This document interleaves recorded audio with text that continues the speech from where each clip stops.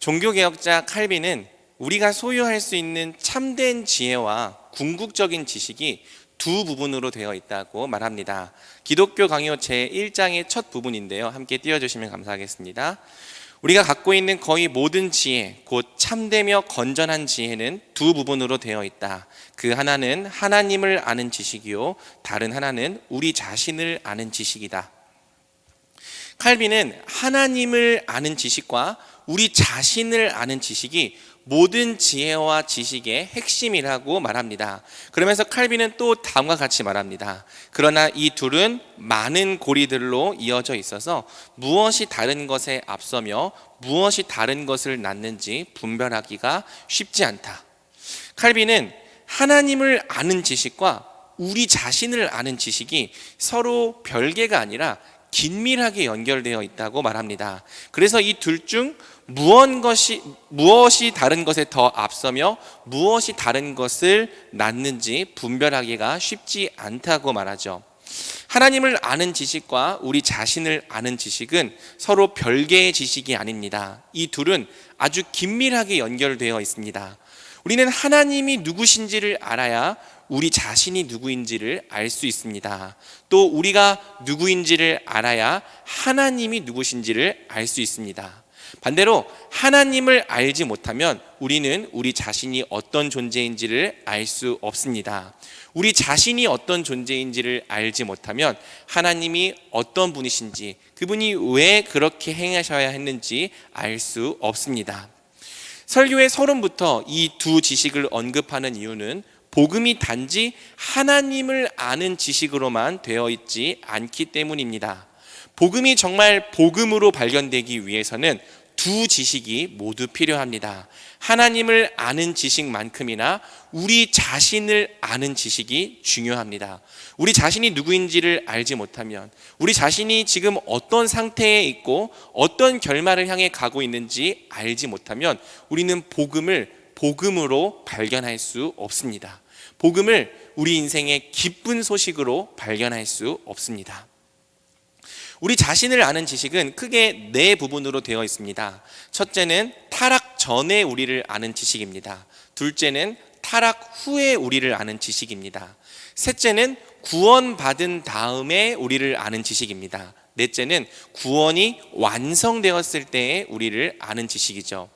이 네 지식이 모두 중요하지만 복음이 정말 복음으로 발견되기 위해서는 두 번째 지식, 타락 후에 우리를 아는 지식이 특히나 중요합니다. 이는 다시 말하면 우리가 죄인이라는 의미가 무엇인지를 아는 것이 우리 구원에 있어 절대적으로 중요하다는 뜻입니다.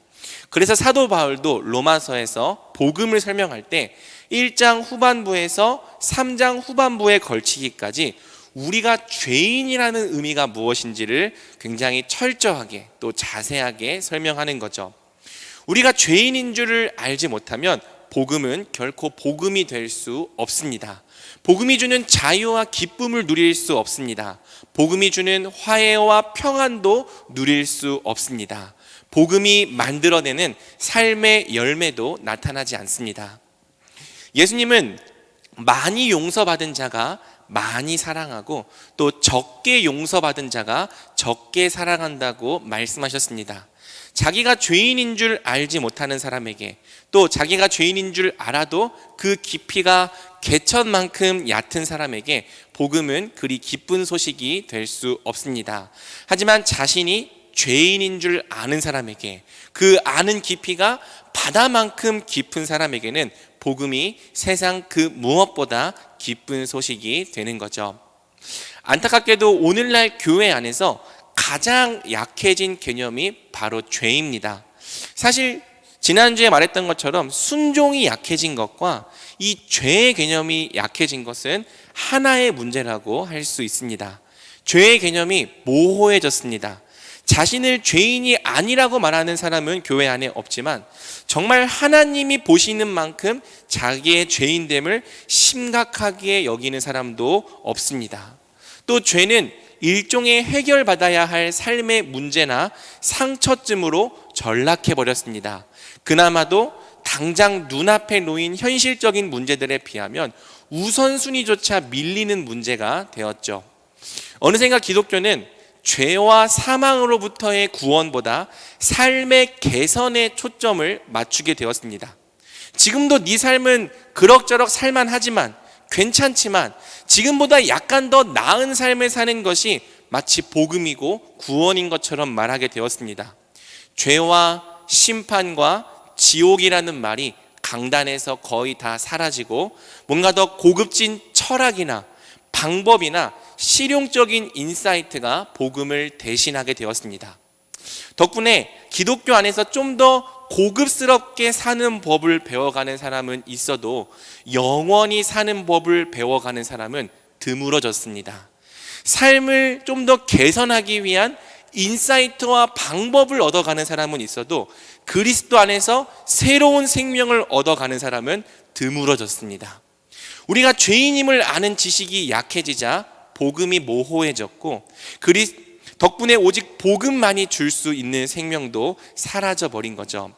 만약 우리가 삶의 개선이 아니라 생명을 얻고 싶다면, 좀 더 잘 사는 법이 아니라 영원히 사는 길을 알고 싶다면 우린 다시 복음으로 돌아가야 합니다.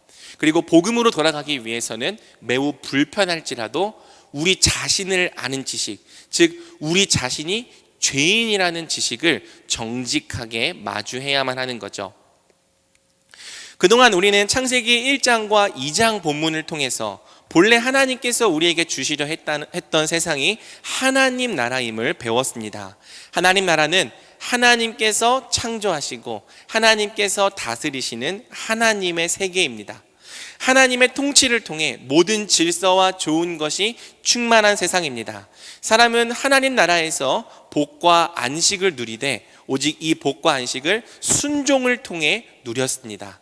하나님의 법에 순종함으로 누렸습니다. 그리고 하나님은 본래 하나님의 법에 순종하는 사람에게 영생, 즉 삼위 하나님과의 영원한 사귐을 주실 계획이었죠. 하지만 바로 오늘 본문 속에서 우리를 지금 같은 상태에 빠뜨린 비극적인 사건이 벌어집니다. 바로 첫사람 아담과 하와의 범죄입니다. 성경은 이 사건을 통해서 죄의 본질이 무엇인지, 또 죄의 결과가 무엇인지를 가르쳐 줍니다. 그리고 하나님께서 우리에게 주신 유일한 죄의 해결책이 무엇인지를 가르칩니다. 그래서 우린 앞으로 3주 동안 창세기 3장을 통해 죄의 본질과 죄의 결과, 그리고 하나님이 마련하신 죄의 해결책에 대해 살펴볼 것입니다. 오늘은 그 첫 번째 시간으로 죄의 본질이 무엇인지를 함께 살펴보려고 합니다. 죄의 본질은 무엇입니까? 무엇이 우리를 사망에 빠뜨린 죄의 본질이었습니까? 함께 오늘 본문을 통해 살펴보도록 하겠습니다. 오늘 본문은 다음과 같은 언급으로 시작됩니다. 창세기 3장 1절입니다. 그런데 뱀은 여호와 하나님이 지으신 들짐승 중에 가장 간교하니라. 뱀이 여자에게 물어 이르되 하나님이 참으로 너희에게 동산 모든 나무의 열매를 먹지 말라 하시더냐. 1절은 하나님이 지으신 들짐승 중 가장 간교한 짐승, 뱀이 있었다고 말합니다. 물론 이 뱀은 우리가 산에서 보는 일반적인 뱀이 아닙니다. 하나님께서 일부러 간교한 짐승을 지으신 것은 더더욱 아니죠. 이 뱀이 누구냐는 사실 신학적으로 매우 중요한 질문입니다.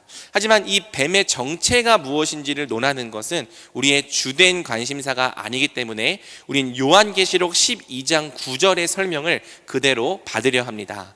큰 용이 내쫓기니 옛뱀, 곧 마귀라고도 하고 사탄이라고도 하며 온 천하를 꿰는 자라. 요한계시록 12장 9절은 이 뱀이 마귀 또는 사탄이었다고 말합니다. 온 천하를 꿰는 자가 바로 그의 별명이었죠. 사탄은 사람보다 먼저 지음을 받은 영적 피조물, 천사였습니다. 다만 창세기 1장에는 이 천사의 창조가 생략되어 있죠. 사탄은 어느 시점에서 사람보다 더 먼저 타락해서 하나님을 대적하는 자가 되었습니다.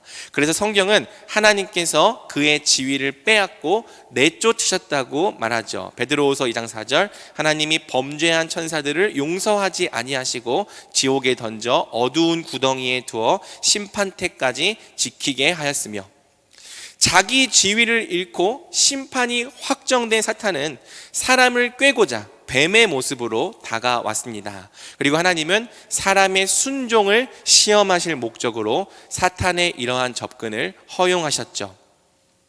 사탄은 첫 번째로 여자에게 이런 질문을 던집니다. 하나님이 참으로 너희에게 동산 모든 나무의 열매를 먹지 말라 하시더냐? 여러분, 이 질문은 시작부터 매우 교묘하게 설계되어 있는 질문이었습니다. 바꿔 말하면 이 질문부터가 함정이었습니다.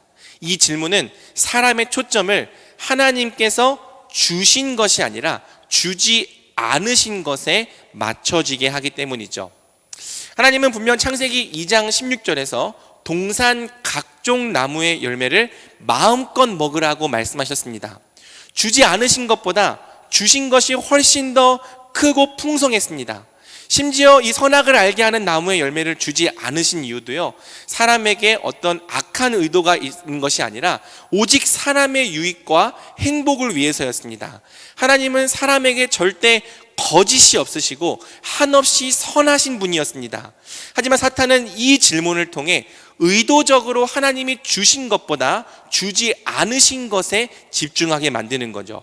하나님이 정말 너희에게 동산 모든 나무의 열매를 다 먹지 말라 하시더냐? 이 질문에 여자가 어떻게 대답했습니까? 우리 2절에서 3절을 함께 읽어보겠습니다. 시작. 여자가 뱀에게 말하되 동산 중앙에 있는 나무의 열매는 하나님의 말씀에 너희는 먹지도 말고 만지지도 말라 너희가 죽을까 하노라 하셨느니라. 아멘. 아니야, 다른 건 다 주셨는데 선악과만 먹지 못하게 하셨어. 이게 여자의 대답이죠. 틀린 대답은 아니지만 문제가 있습니다. 바로 이 순간 여자의 초점이 하나님께서 주신 것보다 주지 않으신 것에 맞춰진 거예요. 이것이 사탄의 설계입니다. 하나님이 정말 전부를 주셨어? 아니, 한 가지는 주지 않으셨어. 그러면 하나님께서 너희에게 전부를 주신 것은 아니네? 하나님께서 너희에게 전부를 주시는 분이 아니네? 이런 결론에 도달하게 만드는 질문이었죠. 하나님을 후히 주시는 분이 아니라 주지 않으려 하시는 인색한 분으로 여기게 하는 사탄의 작업이 바로 이 질문에서부터 시작되고 있는 것입니다. 2절에서 3절을 보면요, 하나님을 향한 여자의 인식이 벌써 어느 정도 달라졌음을 확인할 수가 있습니다. 여자가 뱀에게 말하되 동산 나무의 열매를 우리가 먹을 수 있으나 동산 중앙에 있는 나무의 열매는 하나님의 말씀에 너희는 먹지도 말고 만지지도 말라 너희가 죽을까 하노라 하셨느니라. 첫 번째로 여자는 동산 나무의 열매를 우리가 먹을 수 있다고 말합니다. 본래 하나님의 명령은요, 동산 모든 나무의 열매를 마음껏 먹으라 였습니다. 모든이란 말이 지금 여자의 말에서 사라졌습니다. 또 마음껏이란 말도 빠졌죠. 왜? 하나님께서 먹지 못하게 하신 열매가 분명 있기 때문이에요. 그래서 하나님은 분명 동산 모든 나무의 열매를 네가 마음껏 먹으라고 하셨지만 여자의 대답 속에서는 모든이란 말과 마음껏이란 말이 사라져 있는 거죠. 두 번째로 여자는 이렇게 말합니다. 3절, 동산 중앙에 있는 나무의 열매는 하나님의 말씀에 너희는 먹지도 말고 만지지도 말라 너희가 죽을까 하노라 하셨느니라. 하나님은 단지 먹지 말라고만 하셨는데 여자는 하나님이 만지지도 말라 하셨다는 말을 추가합니다. 그리고 하나님께서 그것을 먹으면 너희가 죽을까 하노라 하셨다고 말하죠. 이 표현이 개역개정 성경에서는 잘 살지 않는데 우리말 성경에서는 원문의 느낌이 확 살도록 번역이 잘 되어 있습니다. 우리 우리말 성경으로도 한번 보겠습니다. 그러나 하나님께서 동산 한가운데 있는 나무의 열매는 죽지 않으려거든 먹지도 말고 건드리지도 마라고 말씀하셨다. 하나님이 죽고 싶지 않으면 먹지도 말고 건드리지도 말라고 하셨다. 지금 이 말이 사탄의 질문에 대한 여자의 대답인 거예요. 아니 여러분, 하나님께서 사람에게 언제 죽고 싶지 않으면 먹지도 말고 만지지도 말라고 하셨습니까? 하나님께서 사람을 협박하시는 깡패입니까? 하지만 여자는 하나님이 자기에게 그렇게 말씀하셨다고 말합니다. 마치 하나님이 먹지도 못하게 하고 만지지도 못하게 하시는 분처럼, 자기들의 자유를 빼앗고 억압하며 제한하시는 분처럼, 그분의 말을 안 들었다가는 죽여버리겠다고 협박하시는 분인 것처럼 하나님에 대한 인식이 바뀌어 있는 거죠. 분명 하나님은 사람의 행복과 영생을 위해 순종을 명하셨는데 그 명령이 여자의 마음 안에서 점점 더 부담스럽고 부당한 것으로 바뀌어 가고 있는 것입니다. 여자의 마음이 이렇게 기울 때 사탄은 비로소 여자의 마음에 쐐기를 박습니다. 우리 4절에서 5절을 함께 읽어보겠습니다. 시작. 뱀이 여자에게 이르되 너희가 결코 죽지 아니하리라. 너희가 그것을 먹는 날에는 너희 눈이 밝아져 하나님과 같이 되어 선악을 알 줄 하나님이 아심이니라. 사탄은 이제 하나님의 말씀을 정면으로 도전하고 뒤집었습니다. 너희가 결코 죽지 않는다. 반드시 죽으리라고 말씀하셨던 하나님의 말씀을 죽지 않는다로 바꿨습니다. 심지어는 근거도 함께 제시했습니다. 너희가 그것을 먹는 날에는 너희 눈이 밝아져 너희가 하나님과 같이 될 줄을 아시기 때문이다. 여러분, 이게 무슨 말입니까? 사실 너희가 이 열매를 먹으면 하나님처럼 자유로운 존재가 될 수 있는데 하나님은 그게 싫어서 너희에게 거짓말을 하셨다는 것입니다. 마치 하나님이 사람의 행복을 질투하시고 시기하시는 분처럼, 자유롭게 되는 길을 막기 위해 죽음으로 협박하신 것처럼, 하나님처럼 되지 못하도록 억지로 멍에어와 굴레를 씌운 것처럼 사탄은 말하고 있는 거죠. 그렇게 선포하고 있는 거예요. 여러분, 세상에 이런 거짓말이 어디 있습니까? 사람은 이미 하나님의 형상으로 창조된 하나님과 가장 닮은 존재입니다. 하나님의 영광과 권위를 나타내는 존재입니다. 심지어 사람은 이미 하나님 나라 안에서 자유와 복을 만끽하고 있었습니다. 다만 하나님은 그분의 주권을 인정하는 질서 안에서 자유를 누리도록 사람에게 법을 정해 주셨을 뿐이죠. 그런데 사탄은요, 하나님의 선한 의도를 다 뒤집고 왜곡했습니다. 마치 하나님이 사람의 자유를 빼앗아 간 것처럼 속였습니다. 마치 하나님이 사람의 행복을 원하지 않아서 거짓말하신 것처럼 속였습니다. 하나님처럼 되는 길이 있는데 그 길을 의도적으로 막으신 것처럼 속였습니다. 안타깝게도 여자는요, 하나님의 선한 뜻보다 사탄의 말을 더 믿었습니다. 이 모든 말을 들은 여자는 결국 하나님이 싫어졌습니다. 하나님의 명령이 부당하게 느껴졌습니다. 제한과 억압으로 느껴졌습니다. 속박과 강요로 느껴졌습니다. 자유를 빼앗긴 것처럼 느껴졌습니다. 결국 여자는 하나님의 선하심을 부인했습니다. 자신의 창조주이자 주님이신 하나님을 미워하고 싫어하게 되었습니다. 그러므로 사랑하는 여러분, 죄가 무엇입니까? 무엇이 죄의 본질입니까? 첫 번째로 그것은 하나님의 선하심을 부정하고 그분을 미워하는 마음입니다. 하나님의 선하심을 부정하고 믿지 않는 그 마음이 죄입니다. 하나님을 싫어하고 미워하고 거부하는 바로 그 마음이 죄입니다. 이 마음은요, 적극적인 모습과 소극적인 모습 둘 다로 나타납니다. 적극적으로 나타날 때는 하나님을 대놓고 미워하고 대적합니다. 소극적으로 나타날 때는 하나님의 존재는 인정하지만 그분의 선하심은 인정하지 않는다든지, 아니면 아예 그분에게 무관심한 모습으로 드러납니다. 어떠한 모습으로 나타나든지 하나님의 선하심을 부정하고 그분께서 우리에게 주신 명령과 순종을 부당하게 여긴다면 그 마음이 바로 죄의 본질입니다.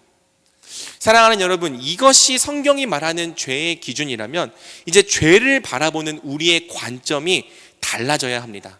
도덕적으로 어떤 잘못을 했냐 안 했냐가 죄의 본질이 아닙니다. 어떤 행위를 했냐 안 했냐가 죄를 판단하는 기준이 아닙니다. 죄의 본질은요, 바로 우리 안에 있는 부패한 마음입니다. 하나님의 선하심을 부정하며 그분을 미워하고 반역하는 마음입니다. 그게 바로 죄입니다. 그래서 여러분, 우리는요, 아무런 행위를 하지 않고도 얼마든지 죄를 지을 수 있습니다. 마음으로부터 하나님을 미워하고 싫어할 수 있습니다. 죄인인 우리 안에는요, 하나님을 적극적으로 미워하든지 아니면 소극적으로 무관심하든지 그분을 즐거워할 수 없고 사랑할 수 없는 마음이 있는 거죠. 하나님이 싫어요. 하나님이 그냥 밉습니다.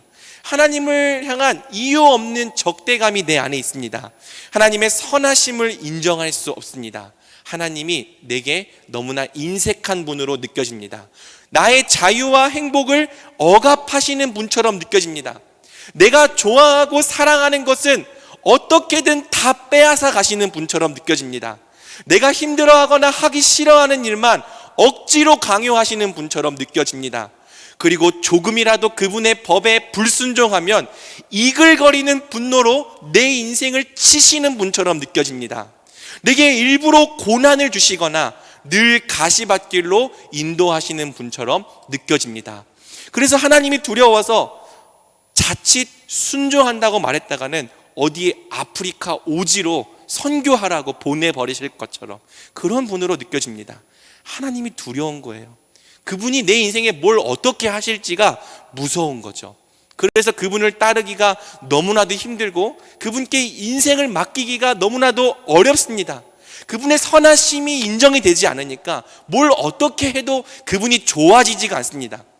여러분, 만약 우리가 하나님과 그분의 말씀을 생각할 때 그것이 우리에게 자유와 행복으로 다가오지 않고 강요와 억압으로 느껴진다면, 하나님의 말씀과 명령이 우리를 향한 그분의 사랑으로 느껴지지 않고 굴레와 짐으로 느껴진다면 우리 안에는 하나님을 싫어하는 마음이 있는 거예요. 그분의 선하심을 부정하는 마음이 있는 겁니다. 그분을 미워하고 반역하는 마음이 있는 겁니다. 그러니 여러분, 우리는요, 우리의 행위가 아니라 마음을 살펴야 하는 거예요. 여러분은 하나님을 좋아합니까? 그분을 정말 사랑합니까? 그분의 선하심과 신실하심이 인정이 됩니까? 만약에 하나님의 존재는 인정하는데 그분의 선하심은 인정되지 않는다면, 그래서 그분을 솔직히 사랑할 수가 없다면 정말 여러분은 하나님과 화해한 사람이 맞습니까? 두 번째로 사탄은 또 다음과 같이 말합니다. 5절입니다. 너희가 그것을 먹는 날에는 너희 눈이 밝아져 하나님과 같이 되어 선악을 알 줄 하나님이 아심이니라. 5절은 하나님과 같이 된다와 선악을 알게 된다를 나란히 놓습니다. 하나님 같이 된다는 것은 다시 말해 선악을 알게 된다는 뜻이죠. 바로 이 말을 들을 때 여자의 눈에 이 나무의 열매가 먹음직도 하고 보암직도 하고 지혜롭게 할 만큼 탐스러웠습니다.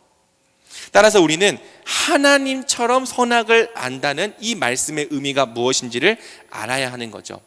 그러면 여러분, 하나님처럼 선악을 안다는 말이 대체 무슨 뜻입니까?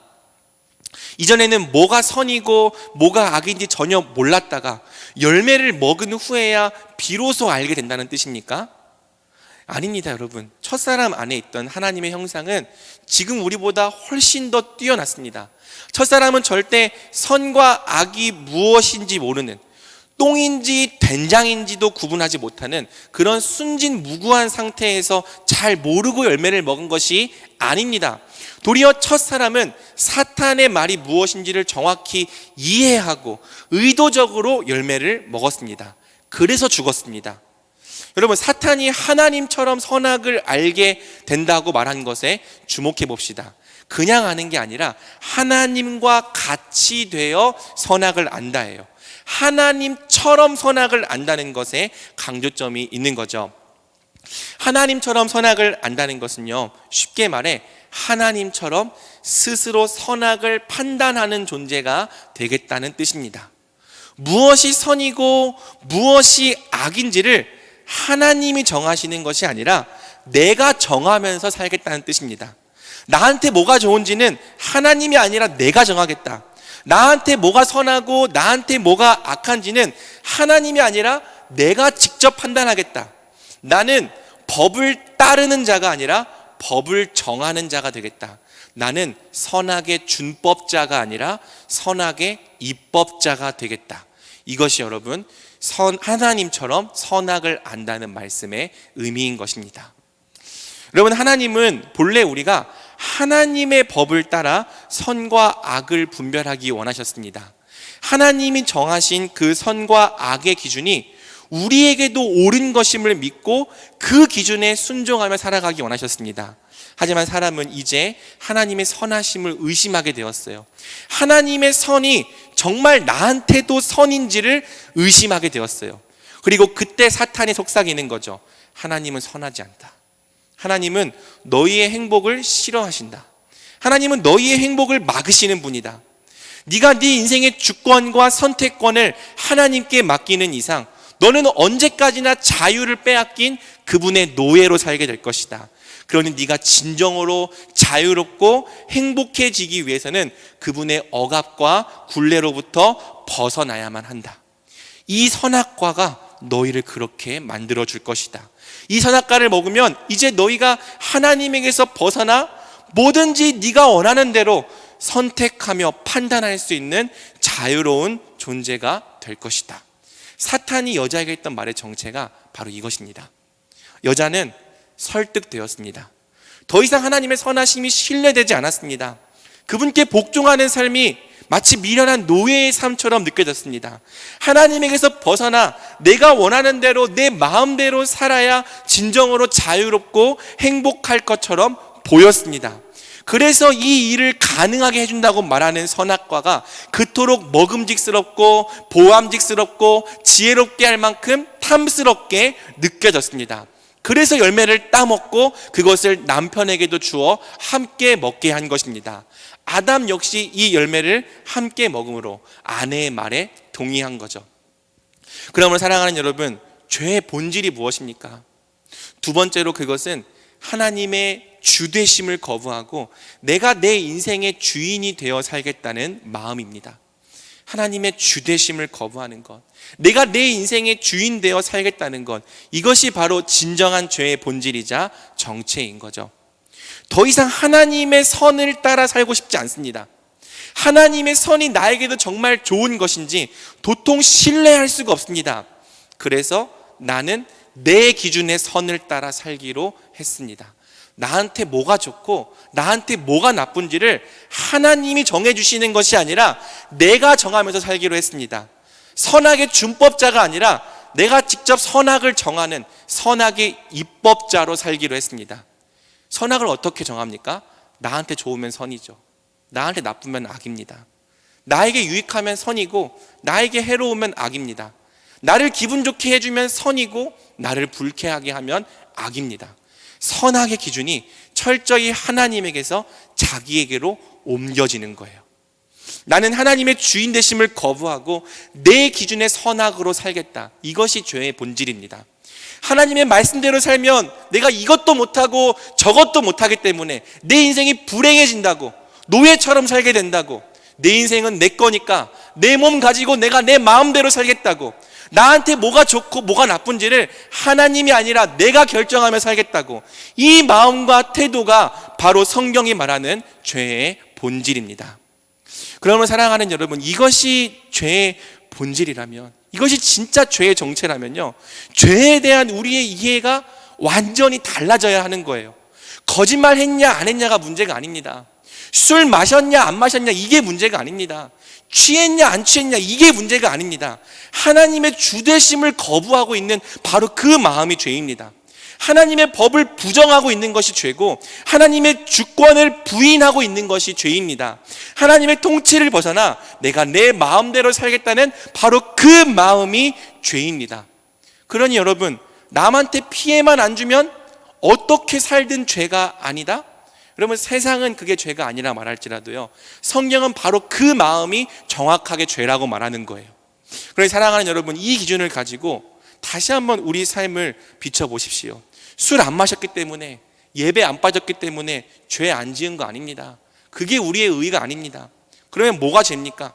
하나님의 선하심을 인정하지 않고 부정하는 마음, 마음 깊은 곳에서부터 하나님의 법을 부당한 강요와 억압으로 느끼는 마음, 그래서 하나님의 선을 신뢰하지 않고 내 기준의 선으로 살려 하는 마음, 선악의 준법자가 아니라 입법자가 되려 하는 마음, 하나님 말씀 아래에 있는 자가 아니라 하나님 말씀 위에 있으려 하는 마음, 결국 피조물이 아니라 하나님으로 살려고 하는 마음, 그 마음이 죄예요.